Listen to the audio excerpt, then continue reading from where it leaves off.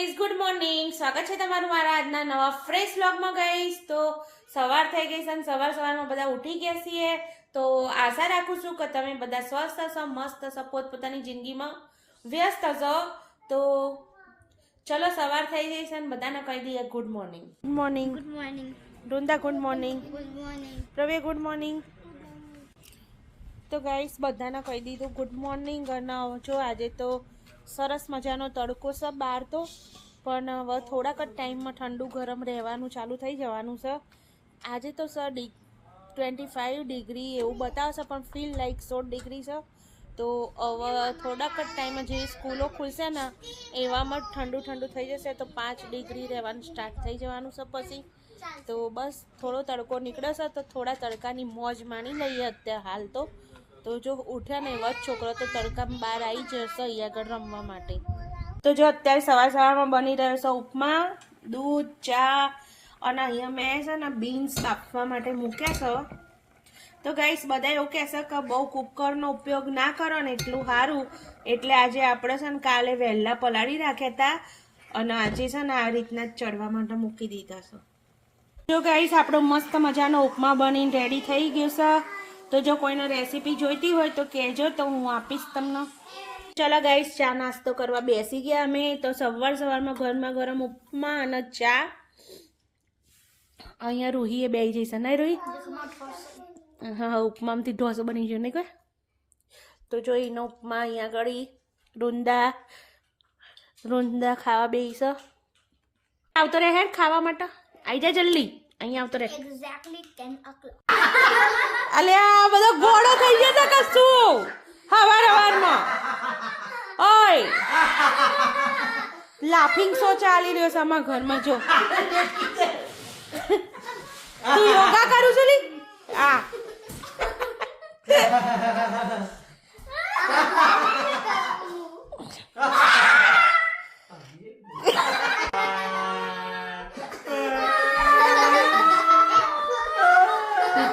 Guys, અમારા ઘરમાં ખબર નહીં હવારમાં પાગલખાનું આવી ગયું.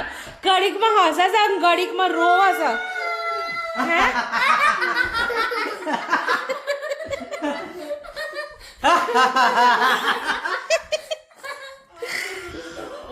તો ગાઈસ, મારા બનાવવાના છે કેસરિયા. અને એક વખત મેં ઇન્સ્ટાગ્રામમાં રીલ બનાવી હતી કે કેસરીએ. તો ગાઈસ, પબ્લિકની હું દે ધનાધન છે ને તે કોમેન્ટો આવતી હતી કે ભાઈ કેસરિયા ના કહેવાય, કેસરિયા ના કહેવાય. તો ગાઈસ, જે કહેવાતું હોય કોઈની લેંગ્વેજ ઉપર નહીં જવાનું.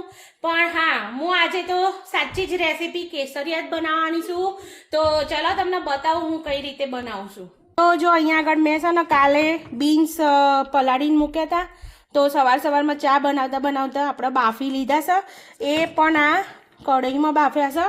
આજે મેં વિચાર કર્યો હતો કે કુકરનો ઉપયોગ નહીં કરું, કારણ કે મેં કાલે એક વિડીયો જોયો હતો ને ગાઈસ, એમાં બતાવ્યું હતું કે બહુ કુકર વાપરવું હેલ્ધી નહીં. એટલા માટે આપણે છે ને તે કઢાઈમાં બાફી લીધા છે. તો ગાઈસ, હું બનાવી રહી છું બ્રાઉન રાઈસમાંથી ભાત બનાવું છું. તો કેસરિયામાં આનો ભાત બહુ સારો લાગતો હોય છે. તો ચલો આપણે બ્રાઉન રાઈસનો બનાવી લઈશું ભાત. તો જો અહીંયા છે ઓરેન્જ પેપર અને રેડ પેપર. તો કાલે હું લાવી સેવન ફૂડમાંથી. તો ગાઈસ, જો હું અહીંયા બધી પ્રિપેરેશન કરું છું. તો અહીંયા મારી ડુંગળી અને ઓરેન્જ પેપર અને રેડ પેપર કટિંગ કરીને રેડી થઈ ગયા છે. અહીંયા મેં કાપી દીધી છે સિલેન્ટ્રો થોડીક, ગ્રીન પેપર, ઓનિયન. તો આ બધું મારે છે ને સોટે કરવાનું છે. આપણી પ્રિપરેશન તો જોરો શોરોથી ચાલે છે. અહીંયા બીન્સ થઈ ગયા છે આપણે. અહીંયા થઈ રહ્યા છે મારા બ્રાઉન રાઈસ એક સાઈડમાં. તો જો મારી ગ્રીન ચટણી રેડી થઈ ગઈ છે. તો આપણે સોસમાં ગ્રીન ચટણી નાખવાની છે, કેચઅપ નાખીશું અને શેઝવાન સોસ જેને લગાવો હશે. મકાઈ અને આપણે હવે બાફવાની છે. તો મેં લીધી છે ફ્રોઝન મકાઈ. તો અહીંયા બાફી લઈશું. ચલો, અહીંયા આપણા બ્રાઉન રાઈસ મસ્ત ખીલી ગયા છે. તો જો હું અહીંયા બનાવી રહી છું આપણા દેશી સ્ટાઇલમાં કેસરિયાના ટોટીલા. તો આ છે વ્હીટ ફ્લોર છે, 2 વાટકી લીધો છે. એમાં સ્વાદ પ્રમાણે મીઠું નાખી દઈશું. અને એના મસ્ત હેલ્ધી બનાવવા માટે 1 ચમચી જેટલી હળદર નાખી દેવાની. અને હવે એમાં નાખીશું આપણે થોડો બેકિંગ પાવડર. તો 1 પિંચ ચમચી જેટલો. તો હું અંદર નાખીશ 2 ચમચી ઓલિવ ઓઇલ. ચાલો હવે આને આપણે મસ્ત એવો મિક્સ કરીને અને પછી એનો ડો બનાવી લઈશું. તો લોટને આપણે 15 મિનિટનો આરામ આપી દેવાનો છે. આપણે હવે છે ને તેલ ગરમ થઈ ગયું છે એટલે હવે પહેલાં નાખી દેવાની છે ડુંગળી.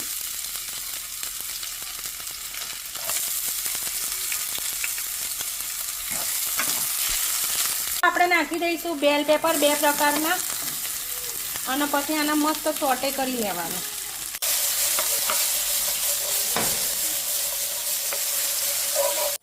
તો હવે આપણે અંદર નાખી દઈશું સ્વાદ પ્રમાણે મીઠું અને પછી નાખવાનું છે ઓરેગાનો અને ચીલી ફ્લેક્સ.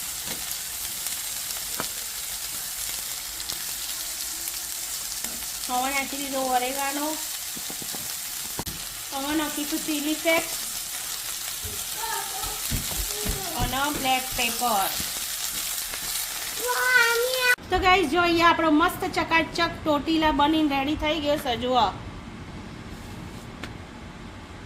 ગાઈસ જો અહીંયા બધું મારું સેટઅપ છે કેસડિયા બનાવવાનું તો રેડી કરી દીધું છે બધો સામાન. જો અહીંયા ઘડી ચીઝ ને રાઈસ ને બેલ પેપર ને બધું જ જો રેડી છે. હવે બનાવી દઈએ કેસડિયા. ગાઈસ હું અહીંયા બનાવી રહી છું કેસડિયા. તો કઈ રીતે બનાવશું, પહેલાં લઈ લીધી ગ્રીન ચટણી, અહીંયા લઈ લીધી છે સાવર ક્રીમની જગ્યાએ દહીં અને હવે આપણે નાખી દઈશું અંદર થોડોક શેજવાન સોસ. પછી નાખીશું થોડોક કેચઅપ. તો આ હું મારી સ્ટાઇલમાં બનાવી રહી છું. હવે આ બધું મસ્ત મિક્સ કરી દઈશું.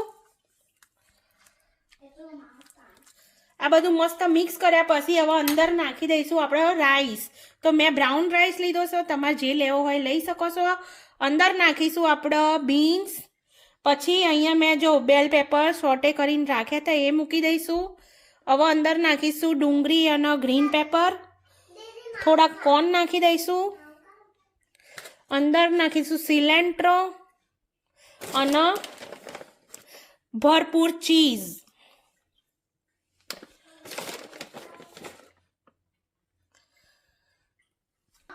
હવે અંદર નાખી દઈશું થોડુંક મીઠું સ્વાદ પ્રમાણે અને હવે શેકવા મૂકી દઈશું. જો અહીંયા આગળ મેં ચડવા માટે મૂકી દીધા છે કેસડિયા. તો અહીંયા આપણા ફાઇનલી ચડી જાય એટલે બતાવું તમને. શું ખાવ છું તું? તો જો કેસડિયા બની રેડી થઈ ગયો છે અને ધવલ ને પ્રવ્ય બે ખાવા બેસી ગયા છે. રોહિત કેવો લાગ્યો તને? યમ્મી. ધવલ કેવો હતો? સારો. ચલો હું જમવા બેસી ગઈ. કેસડિયા એકદમ યમ્મી બન્યો છે. ખબર નહીં કોક થયું છે. જો અહીંયા આગળ ફાયર ટ્રક આવી હતી તો લાગે છે કોક આગ લાગી હોય ને એવું લાગતું હતું. કારણ કે બહુ બધા ગોટા ઉડતા હતા અને હું તો એકદમ ગભરાઈ છે. મેં કીધું આટલી બધી પબ્લિક ચમ ભેગી થઈ છે અહીંયા આગળ. પછી જઈને જોયું ને ત્યાં તો આગળ ત્યાં તો બહુ બધી પબ્લિક જોવા ચડી હતી અને પછી ત્યાંથી ગાડી એ જતી હતી એટલે મને એવું લાગ્યું હતું. મેં કીધું ગાડીમાંથી આગ લાગી છે, પણ પહેલાં તો થોડીક વાર તો ખબર જ ના પડી કે ચોથી ચો આગ લાગી છે. પછી ખાસી વાર સુધી તો હું ઊભી રહી અને મેં જોયું કે પેલા ફાયર ફાઇટરો આવેલા હતા ને એ પોણી છોડતા હતા તો આગળ તો આગને કંટ્રોલ કરવાની કોશિશ કરી હતી. ખાસી એવી આગ તો કંટ્રોલમાં આવી જઈ હતી, પણ હજી સુધી મને એવું હતું કે આગ ગાડીમાંથી લાગી છે, પણ આગ ગાડીમાંથી નથી લાગી. બહાર આ ઘાસ છે ને જે દેખાય એમાંથી આગ લાગી હતી. હવે ખબર નહીં કઈ રીતના લાગી હતી, પણ ફાયર ફાઇટરોએ ખાસું એવું ઓલવી દીધું હતું. જો તો આગળ છે ને 3-4 ગાડીઓ એક અંગાત આવી જઈ હતી. તો અને આ ગાડી છે ને પછી એથી પાછી રિવર્સમાં જતી રહી હતી. કારણ કે કશું નુકસાન નહીં થયું એ જ મહત્વનું છે.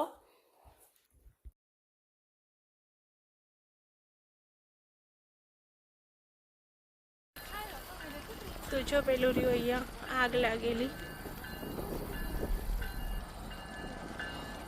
પબ્લિક તો જોવા માટે આવી જઈશ અહીંયા આગળ.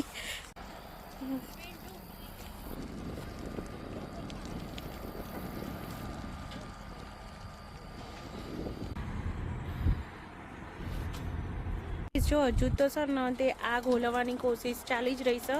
ઓલમોસ્ટ ઓલવાઈ જઈ હોય એવું લાગી રહ્યું છે, પણ જો અહીંયા આગળ એક ફાયર ટ્રક પણ પડી છે.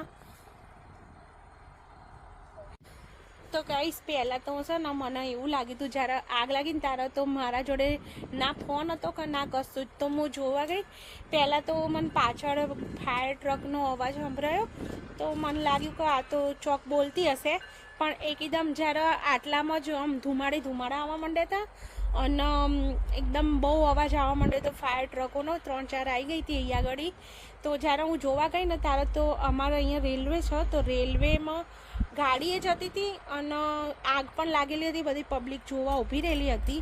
તો મને લાગ્યું કે સારું ગાડીમાંથી આગ લાગી હશે, પણ ગાડીમાંથી આગ નહોતી લાગી.